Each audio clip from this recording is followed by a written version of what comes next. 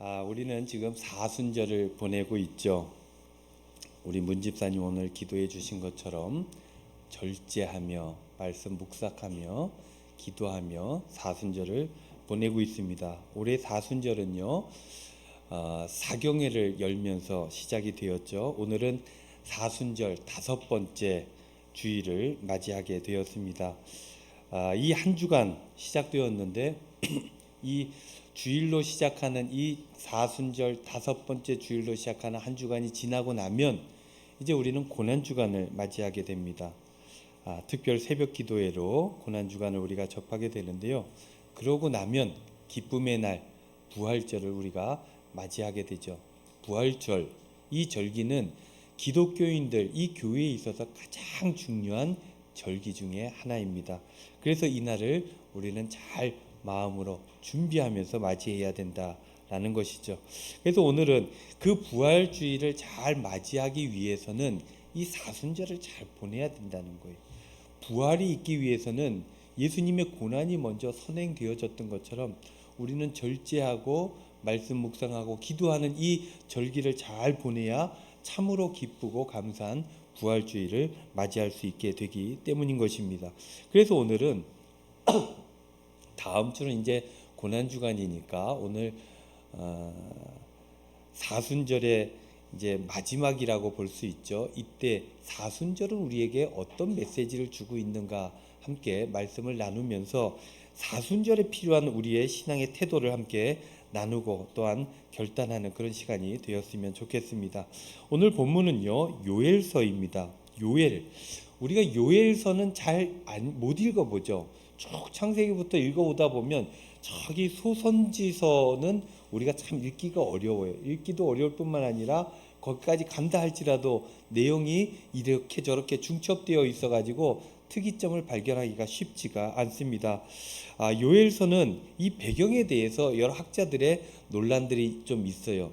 이게 언제 쓰여진 책이냐, 누구에게 주신 말씀이냐, 그때 유다는 어떤 상황이었느냐, 여러 가지에 대해서 특정하지 못하고 있기 때문입니다. 요엘서는 많은 자료를 가지고 있지 못해요. 그래서 학자들은 이런저런 주장들을 하게 되는데 이 요엘서라고 하는 이 책이 두 가지로 나뉘어져 있다. 이 두 가지 책이 하나가 되어 요엘서가 된 것이다 라고 주장하는 학자들도 있습니다. 그렇게 주장함이 합당하다면 오늘 우리가 읽은 본문 말씀은 두 가지 책 중에서 앞쪽 부분 제일 마지막에 있는 본문이다라고 우리가 이해할 수 있게 됩니다. 그러니까 앞쪽 이야기가 마무리되는 게 오늘 본문 말씀이라는 거예요. 요엘서의 앞부분의 얘기는 두 가지 이야기가 들어가 있습니다. 그 두 가지 이야기는 뭐냐면 하나가 메뚜기 재앙이고 하나는 또 가뭄이에요. 그래서 요엘서 하면 떠오르는 게 메뚜기 재앙이라고 우리들은 많이 기억을 하고 있죠. 이 메뚜기 때가 와가지고 온 곡물 식물들을 다 먹어버린 거예요. 그래서 이거를 재앙으로 그들은 받아들였다는 거예요. 뿐만 아니라 가뭄이 닥침으로 인해서 그들이 농사짓고 먹을 수 있는 그 모든 것들이 황폐해졌다라는 것입니다. 이런 재앙들에 대한 애가, 이것이 바로 요엘서 앞부분에 있는 이야기다라는 것이죠. 요엘 선지자는 이 재앙적인 상황에서 한 가지를 덧붙여 얘기합니다. 이 재앙이 더 우리를 힘들게 하는 것이 아니라 실제 무섭고 우리를 힘들게 하는 것은 너희들의 영적인 재앙 상태다라고 이야기를 하고 있는 것입니다. 어두운 영적 생활이 더 큰 재앙이다라고 선포를 했다는 거예요. 그래서 온 백성이 하나님께 나올 것을 외치고 있습니다. 하나님께 나와 회개할 것을 주장하였다는 거예요. 이러한 사인들, 이 재앙적인 상황들, 이런 상황들 속에서 우리가 깨달아야 될 것은 이것을 어떻게 극복할까가 아니라 우리들의 영적인 삶을 어떻게 하나님께로 되돌릴까, 이게 더 중요하다라고 외쳤다라는 것입니다. 그렇게 하나님 앞에 나아가면, 하나님께 돌아가면, 그렇게 하나님 앞에 나아가 참여하고 회개하게 된다면 그러면 우리의 일상이 회복되어질 것이다 라고 외쳤던 선지자가 바로 요엘이다 라는 것입니다. 그래서 요엘 2장 12절 13절 말씀에 보면 이렇게 선포하고 있죠. 여호와의 말씀에 너희는 이제라도 금식하고 울며 애통하고 마음을 다하여 내게로 돌아오라 하셨나니 너희는 옷을 찢지 말고 마음을 찢고 너희 하나님 여호와께로 돌아올지어다. 그는 은혜로우시며 자비로우시며 노하기를 더디하시며 인애가 크시사 뜻을 돌이켜 재앙을 내리지 아니하시나니 라고 선포하고 있어요. 이 힘들고 어려운 상황들, 이게 재앙으로 받아들여야 되는데 이 재앙은 너희들이 하나님께로부터 떠났기 때문이다. 그러니 이 재앙을 극복하기 위해서는 하나님께 돌아가는 영적인 회복이 먼저 있어야 될 것이다. 그렇게 돌아가게 되면 하나님은 너희들이 아무리 잘못했을지라도 그분은 너희들을 사랑하시는 분이니까, 인애가 크신 분이니까 불쌍히 여기시고 재앙을 돌이키실 것이다 라고 이야기하고 있는 것입니다. 마음을 돌아보라는 거예요. 너희들 삶이 어떤지 마음을 돌아보고 너희 삶을 돌아보라는 것입니다. 그렇게 죄를 인정하고 하나님께로 돌아가는 것, 그것이 우선이고 그것이 먼저 되어야 이 삶이 회복되어진다라는 것입니다. 사순절에 우리가 묵상해야 될 귀한 말씀 중에 하나가 바로 이 요엘서입니다. 우리는 세상에 살아가면서 늘 바쁘죠. 열심히 살아갑니다. 바쁘고 열심히 살아가는 것이 선인 양, 우리는 그것들로 만족하며 살아갑니다. 그러나 중요한 것은 바쁘고 그리고 열심히 살아가는 것이 중요한 것이 아니라 스스로를 돌아보고 그것이 하나님 앞에 합당한지 안 한지를 확인하는 게 중요하다는 것입니다.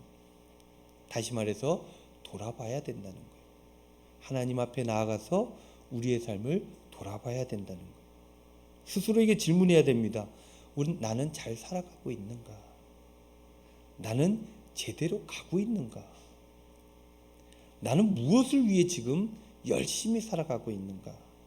내가 살아가는 삶, 내가 열심히 다름박질하는 그 삶의 모습들은 문제는 없는가? 요엘서처럼 메뚜기 재앙과 가뭄으로 인해 고통당하게 될 때 그때야 겨우 삶을 돌아보지 말고 이 말씀은 너희들이 평안할 때 삶을 돌아봐야 된다는 것입니다. 완전히 어긋나서 큰 재앙을 맞이하게 되고 그 재앙을 맞이하고 난 이후에 내가 잘못 살았나 그때야 돌아보지 말고 평소에 돌아봐야 된다는 거예요. 평소에 묵상해야 돼요. 평소의 삶을 잘 챙겨야 된다는 것입니다. 평소에 하나님 앞에 나아가야 한다는 것입니다. 그렇게 해야지만 온전한 신앙의 삶, 온전한 일생을 우리가 누릴 수 있게 된다라는 것입니다. 그러한 메시지를 요엘서는 우리에게 주고 있는 것입니다. 그러한 질문들을 우리가 스스로 늘 해야 된다는 것입니다. 삶을 돌아보는 시간이 필요한 거예요. 영적인 상태를 확인하고 하나님께로 다시금 방향을 돌이키는 시간이 필요하기 때문에 우리 믿는 사람들은 매년 이 기간을 갖습니다. 어떤 기간요? 사순절. 주님의 발걸음을 특별히 묵상하는 기간이 있는 거예요. 40일 동안.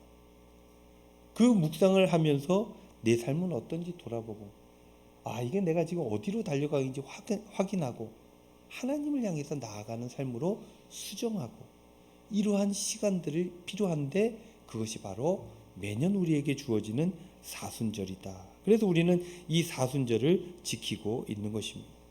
여러분들 사순절 하면은 어떤 신앙의 모습들이 떠오릅니까? 바로 예전에 선조들이 했던 그 모양새들은 두 가지로 이야기할 수 있습니다. 하나는 금식으로 나타나는 절제, 두 번째는 기도입니다. 금식과 기도. 믿음의 선조들은 사순절이 되면 처음에 금식을 했어요. 금식하면서 남는 확보되는 시간과 장소, 그것들에 나아가서 우리는 믿는 사람들은 기도를 했다는 거예요. 사순절이 만들어진 초창기에는 40일 동안 금식했습니다. 40일 동안 한 끼도 안 먹는 게 아니라 40일 동안 하루에 한 끼, 저녁 전에 한 끼를 먹었다는 거예요. 그나마 고기도 허락되지 않았습니다. 그래서 40일 동안 굉장히 절제된 삶을 살았다는 거예요. 그렇게 살아오다가 14세기쯤 들어서서 이런 것들이 조금 완화되기 시작했어요. 한 번만 하던 식사를 보완해서 정오의 식사를 메인으로 하고, 그리고 저녁에 보충해서 조금 절제된 식사를 한 번 더 했다는 거예요. 지금의 기독교인들은 그렇게까지 금식을 하지 않습니다. 그러나 절식으로 그 정신을 받게 되는 것이죠. 좋아하는 음식들을 절제하는 거예요. 여러분들은 어떤지 모르겠습니다. 여러분들 어릴 때 신앙생활 할 때는 그런 일들을 다 하셨겠죠? 절제해야 돼. 고기를 안 먹는다든가. 나는 닭고기를 너무 좋아해. 그러면 이 40일 동안 닭고기를 절제하는 것입니다. 그것뿐만 아니라 현재 기독교인들은 사순절이 되면 유흥을 줄이고 화려한 옷들을 삼가하면서 정숙하게 40일을 보내곤 했다는 것입니다. 요즘 들어서 하는 절제는 무엇이 있겠습니까? 인터넷 시간, 사용하는 시간들을 절제하는 것으로. 여러분들 제일 많이 사용하는 어플이 뭔지 아십니까? 요 근래 제일 많이 사용하는 어플이 카카오톡인 줄 아는데 카카오톡보다 더 많이 사용하는 어플이 생겼대요. 그게 40대, 50대도 이미 더 많이 쓰고 있답니다. 뭐겠습니까? 유튜브. 우리 60, 70대도 다 쓰지 않습니까? 유튜브. 설교가 딱 올라오면 여러분들 유튜브에 교회 설교 딱 들어갑니까? 구독하신 분들은 딱 들어가게 되죠. 유튜브는 설교만 듣는 게 아니에요. 뉴스도 보고 여러 가지 연예인들의 활동도 보고 이것저것 다 보는 거예요. 유튜브가 전 세계를 장악했다 해도 과언이 아닐 정도로 우리는 유튜브를 많이 사용합니다. 그래서 이 사순절 절기에 유튜브 꼭 필요한 정보를 얻는 것 외에는 유튜브를 절제하는 것도 기독교인들이 하는 절제 중 하나다라는 것입니다. 그렇게 절제하게 되면 공간이나 시간이 남게 돼요. 그럼 그때 뭘 합니까? 주님을 생각하는 거죠. 주님께 기도하는 거예요. 주님 앞에 나아가 말씀을 묵상하는 것입니다. 주님께서 어떤 삶을 살았는지 돌아보는 거예요. 여러분들은 어떻습니까? 사순절을 어떻게 보내고 있습니까? 절제하면서 따로 시간을 내어 묵상하며 기도에 힘쓰고 있습니까? 아니면 여타 다른 날과 똑같이 살아가십니까? 예전에는 이러한 절기를 잘 지키곤 했는데 요즘에 이렇게 절기를 잘 지키는 성도들이 많지 않은 것 같아요. 저는 우리 교회가 이렇게 말씀 묵상하는 일들을 매년 하지 않습니까? 그것이 잘 되어지면 이제 금식하는 일도 한번 시작해 볼까.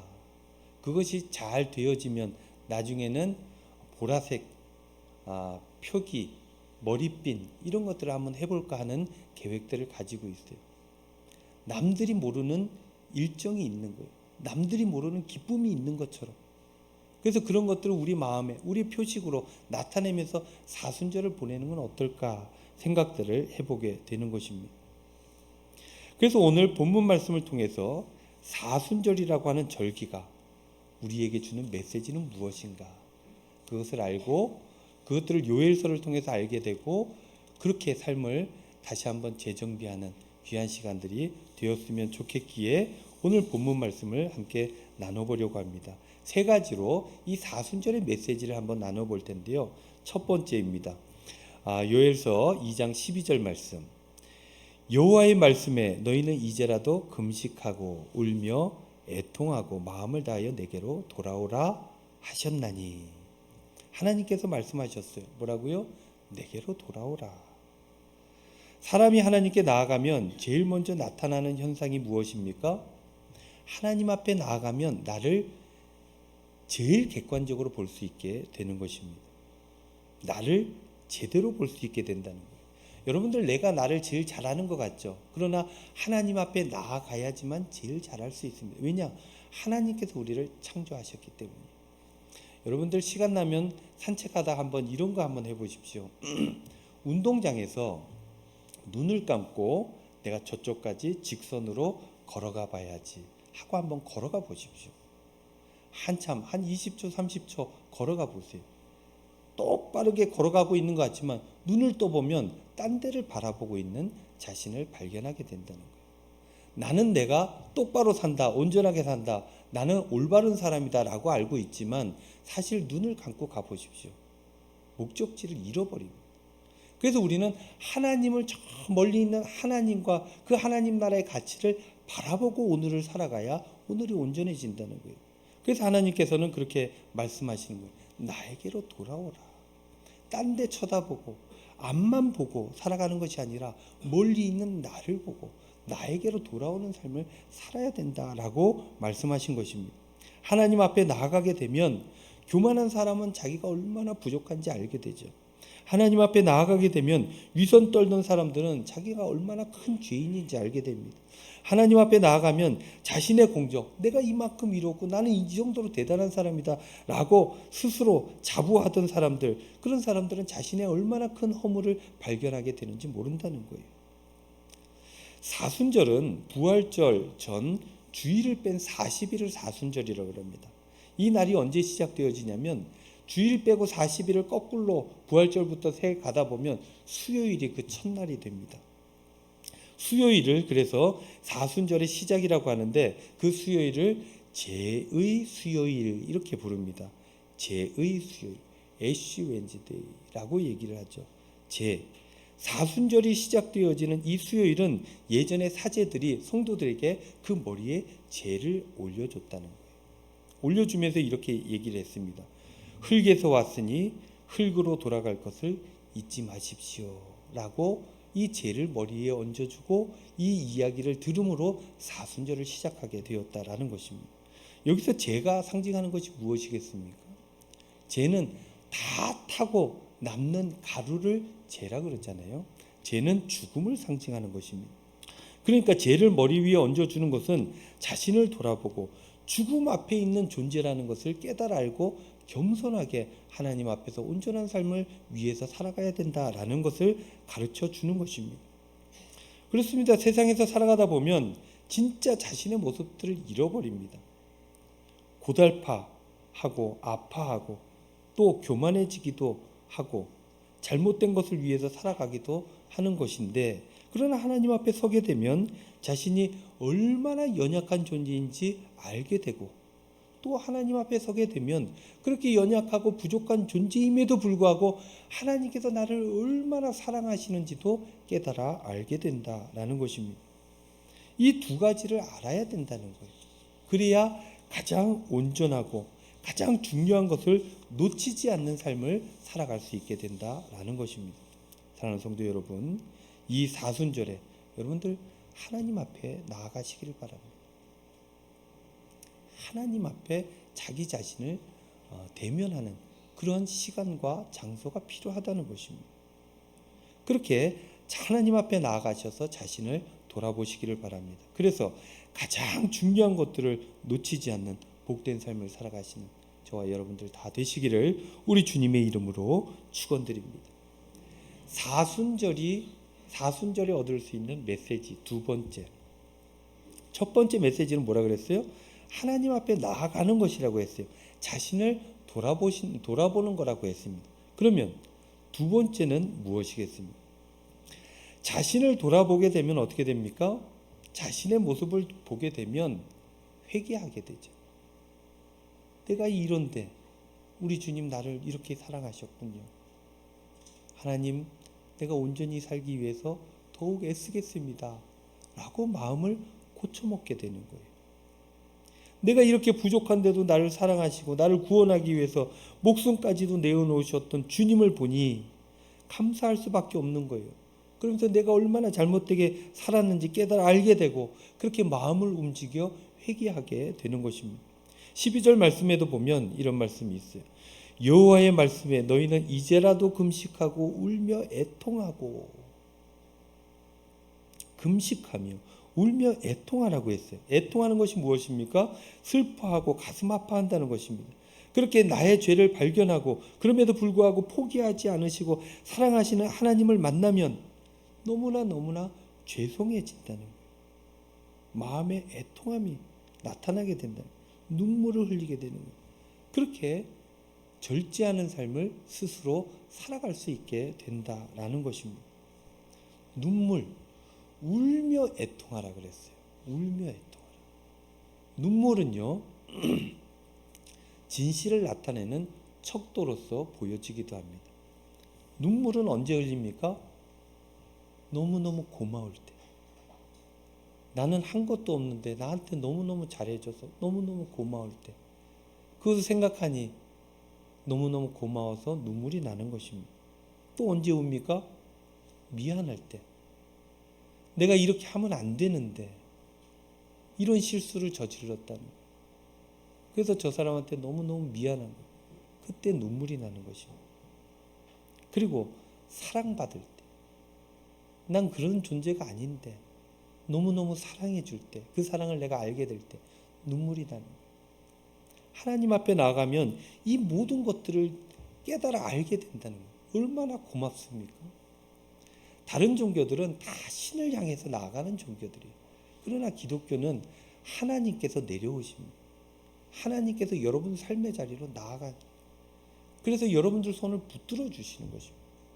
그러니 얼마나 죄스럽습니까? 나는 이 땅에서 하나님께서 이만큼 내려와서 나를 만날 존재가 아닌데, 나는 이 땅에서 이렇게 죄짓고 살아가는데 그럼에도 불구하고 포기하지 않으시고 내려오시니 얼마나 고맙습니까? 또 그런 은혜를 받았으면 내가 삶이 바뀌어져야 되는데 그렇지 못하고 똑같은 삶을 살아가니 얼마나 미안합니까? 그럼에도 불구하고 나를 사랑하시는 주님을 생각할 때 얼마나 감사합니까? 그래서 주님을 생각하면 눈물이 나는 것입니다. 하나님께서는 이 사순절에 하나님 앞에 나아가서 이러한 신앙적인 행위가 있기를 바란다는 거예요. 깨달아 알기를 바란다. 내가 너희들을 얼마나 사랑하는지 너희들이 알았으면 좋겠다는 거예요. 그 사랑을 알아야 온전하고 복되고 아름다운 삶을 살아갈 수 있다는 것, 우리 하나님 아시기 때문에 그렇게 우리의 삶에 내려오셔서 우리를 온전케 하시기를 바라신다는 것입니다. 사랑하는 성도 여러분, 이 사순절에 하나님 앞에 나아가시기를 바랍니다. 그것이 어떠한 삶의 절제로 나타나든지, 아니면 말씀 묵상으로 나타나든지, 아니면 하나님 앞에 나아가 기도함으로 나타나든지, 어떻게 해서든지 어떤 방법으로든지 하나님 앞에 나아가시기를 바랍니다. 그렇게 하나님께 나아가면, 그러면 여러분들을 얼마나 사랑하시는지 깨우쳐 알게 되는 것입니다. 그 깨우침이 있게 되면 그 은혜에 감사하게 되고 눈물로 회개하게 되고 새로운 삶에 대한 계획과 결단을 우리가 자연스럽게 할 수 있게 된다라는 것입니다. 내가 이렇게 살아야지, 아무리 스스로 노력해 보십시오. 작심삼일이 되는 게 인생사입니다. 그러나 하나님의 은혜를 깨우치게 되면, 그렇게 마음이 바뀌어지게 되면, 그렇게 눈물로써 하나님의 임재를 경험하게 되면, 그러면 자연스럽게 바뀌어지게 되는 것입니다. 그러한 계기가 사순절에 있어야 된다라는 것입니다.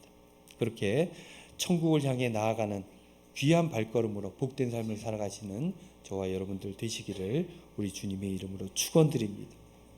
사순절의 세 번째 메시지 16절 말씀입니다. 백성을 모아 그 모임을 거룩하게 하고 장로들을 모으며 어린이와 젖 먹는 자를 모으며 신랑을 그 방에서 나오게 하며 신부도 그 신방에서 나오게 하고 라고 말씀하고 있죠. 하나님께서 이렇게 말씀하셨습니다. 두 가지인데요. 첫 번째는 모이라는 거예요. 그 백성을 모이라는 거고, 두 번째는 뭐예요? 그 모임을 거룩하게 하고 거룩하라는 것입니다. 모임과 거룩함을 이야기하고 있는 것입니다. 이 절기 사순절에 여러분들 잘 모여야 됩니다. 여러분 혼자서 하면 다 잘 될 것 같죠? 혼자 내가 감당하면 다 온전해지고 제대로 될 것 같죠? 그렇지 않은 게 인간입니다. 인간은 사회적 존재로 처음부터 만들어졌기 때문이에요. 함께 해야 됩니다. 함께 하지 않으냐 하면 한계를 금방 만나게 되고 그 한계에 넘어지게 되는 것입니다. 그래서 함께하고 함께 살아가야 한다는 것입니다. 신앙생활도 마찬가지입니다. 영적 존재도 함께 해야 되는 거예요. 하나님께서 함께하는 존재로 창조하셨기 때문인 것입니다. 그리고 여러분들 성경 보십시오. 함께할 때 역사가 나타나는 것입니다. 초대교회 성령의 역사, 그 엄청난 역사가 어떻게 나타났습니까? 함께 모여서 기도하고 있을 때 나타났다는 거예요. 기도하고 있을 때 함께 그 자리에 성령의 역사가 나타났고 그것을 함께 경험했다는 것입니다. 그래서 기독교인들은 어떻게 해야 됩니까? 모이기에 힘써야 돼요.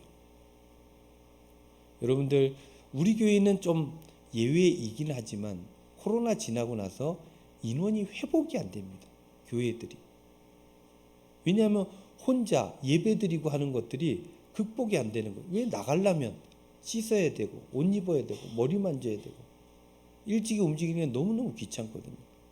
그런데 집에서 혼자 유튜브 틀어놓고 예배드리면은 예배드렸다. 정죄함을 벗을 수 있고 자기는 편안하게 예배드릴 수 있고 그렇게 신앙생활 하는 사람들이 엄청나게 많이 생겼다는 거예요.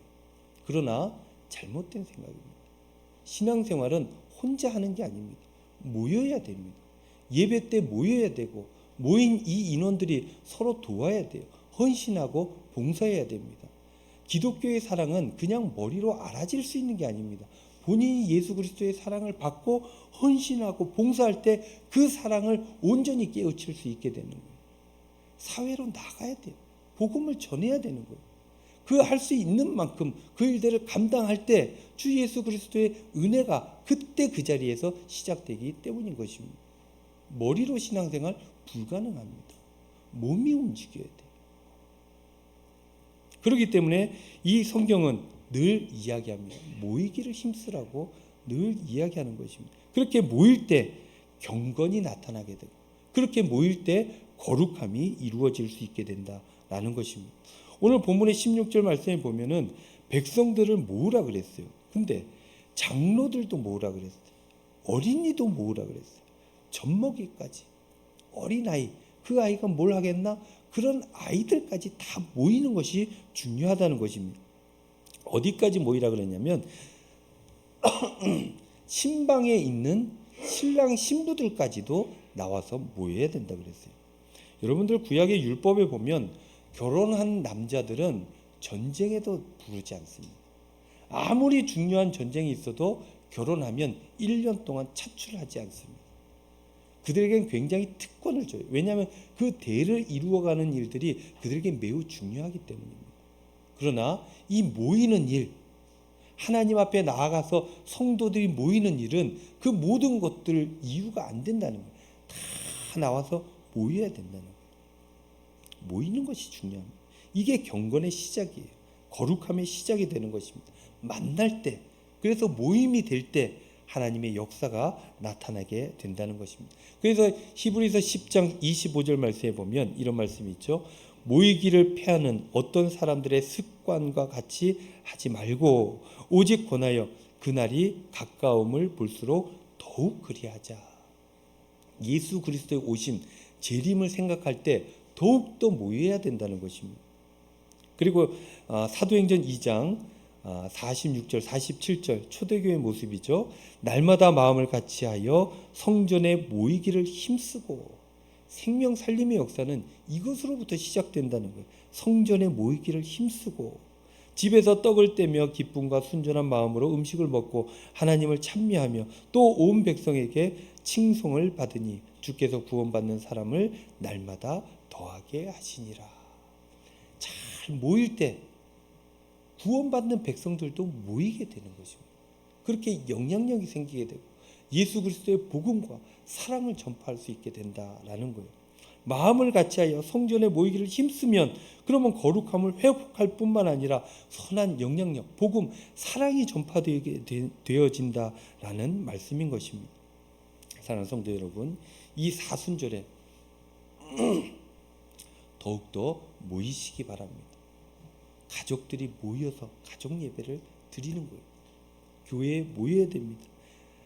오후 찬양 예배에도 모여야 되고 수요 기도에도 특별히 사순절에 또 모여야 됩니다. 새벽 기도에도 나와서 모임을 가져야 되는 것입니다. 몸을 여러분들 움직여야 됩니다.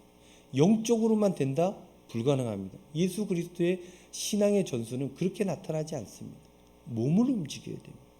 그렇게 여러분들의 삶에 새로운 공간들이 창출해야 됩니다. 그렇게 창출되어질 때, 그래서 모이게 될 때, 함께하게 될 때, 그때 하나님 만나는 것입니다. 그래야 여러분들의 신앙이, 일상이 회복되어지고 온전해지는 것입니다. 여러분들 다음 주는 고난 주간입니다. 예수님께서 나를 위해 십자가를 지시는 그런 주간입니다. 그래서 우리는 특별히 코로나 때문에 못했던 특별 새벽 기도회를 열게 된 것입니다. 힘들어도 새벽에 여러분들 꼭 나오겠다 결단을 하시고 애써 보시기를 바랍니다. 오셨다가 바로 출근해야 되는 분들도 있을 거예요.